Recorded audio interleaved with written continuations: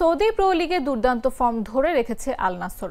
বর্তমান চ্যাম্পিয়ন আল ইত্তিহাদের বিপক্ষে 2-0 গোলের জয়ে টেবিলের শীর্ষে 3 পয়েন্টের পরিষ্কার ব্যবধানে এগিয়ে গেল ক্রিশ্চিয়ানো রোনালদোর দল।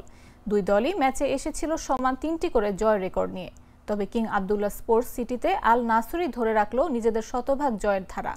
খেলার 9 মিনিটে সাদিও মানের দুর্দান্ত ভলিতে এগিয়ে যায় আল নাসর। কিংসলি কোমানের চমৎকার একটি ড্রিবল ও ক্রস থেকে বল পেয়ে ডান দিক থেকে জোরালো শটে জালে বল জড়ান সাবেক লিভারপুল ও বায়ার্ন তারকা মানে। এরপর 35 মিনিটে গোল করলেন রোনালদো। এই গোলেও অবদান ছিল মানের। একটি নিখুঁত চিপ পাসে আল ইত্তিহাদের রক্ষণভাগ চিরে বল বাড়ান তিনি। সুযোগের সদ্ব্যবহার করে দুর্দান্ত এক হেডে গোলরক্ষক প্রেদ্রাগ রাজকোভিচকে পরাস্ত করেন রোনালদো।